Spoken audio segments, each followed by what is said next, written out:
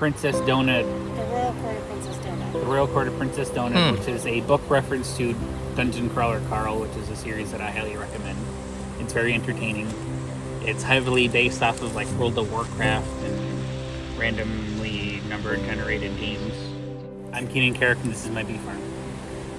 We have friends that play video games. I hope we have friends. And one of their characters' names is Big Booty Judy, so we named a hive after them. And then we named another hive after a video game character named Trader Jen, because everybody fawns after Trader Jen. And then there's a YouTube channel that I like watching called Ghost Files, and they went on a ghost hunt one time, and they had a little like box that's supposed to pick up radio frequencies, and it'll like say like the actual words of whatever it's picking up. So it happened to pick up the words Nighttime Dan while they're on a ghost hunt. They're like, Nighttime Dan, he's here, all right, let's get the party started. So we have one named after Nighttime Dan. That's the black one? That's the black one with all the space themed stuff on it. Then we have the big yellow box in the back. That's the Sunshine Court, named after, it's referenced after a book series that Val likes reading that I have no idea what it's about. That's the yellow one? It's probably the big yellow one with the multiple boxes. The one that says the Golden Raven? Yep. Okay. That's book 2. And then Well, technically. the ones that we planned on having were Lady M, which is the short gray one in the front, and then Rigatoni Pasta. Lady M is a reference to Valerie's grandmother that passed away last year. And she had a business called Lady M where she sold Prostheses and lady wear specifically for people that had breast cancer. and surgeries. So we have one that's named Lady M, and then we have another one called Rigatoni Pasta.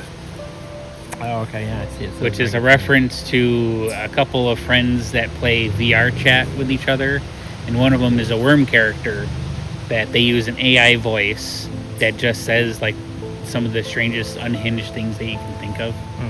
So there's an episode where one of them is stranded in the desert, and Marcus, the worm, comes and finds Robert, the crocodile, and they're like, "Oh, I'm glad you found me. Do you think we're gonna make it?" And he goes, "Yeah, we're gonna make it, and we're gonna have rigatoni pasta." And you're like, "Rigatoni pasta? All right, I guess that gives me some hope." And then Marcus goes, "No, probably not." And so then Robert gets more and more depressed to the point where Robert goes, "Do you think this is easy? Do you think life is so simple as you think it is? It's really not. Sometimes you just gotta take life and do what you can, and you gotta make your own rigatoni pasta." Valuable life lessons. Yep. And then we have Space Invaders on the left, because we tried to do a rescue hive last year from one of our coworkers. They're huge bird watchers. So they had an owl box on their property, and the honeybees came into the owl box and chased the owls away, but they uprooted themselves in the owl box. So we're like, hey, what's a fantastic name for a bee that's invading space? Hey, Space Invaders. So my lovely wife designed the Space Invaders themed box. Oh, very cool. But the bees didn't stick. Oh. They absconded after a few days. So we had another. When we only originally planned on having rigatoni pasta and Lady M, because we were planning on getting 2 hives every year. But then we saw a swarm underneath Sunshine Court, so we scooped that up and we put it in Princess Donut, which is the gray box. So we went to go check on the swarm the day after we captured them, just to make sure that they stuck around, because either we got the queen, because the queen's very hard to find, because she's different, but when you have thousands of bees crawling all over each other, it's really hard to pinpoint where the bee is. It's like, where's Waldo? Basically. So we checked on it. Valerie didn't see a lot of activity from them, so she figured we didn't get the queen, or the queen didn't like it and absconded and left. And then as she was leaving, she noticed in this tree that there was a swarm of Was it that tree? Yeah.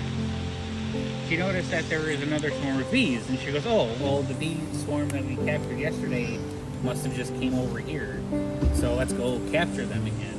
So we got Space Invaders box, and I held it underneath. Well, we got the lid, and I held it underneath where we were capturing the swarm, shook everybody down, and then we basically locked them in the box. So, and there's a graded material that you can get called the queen excluder.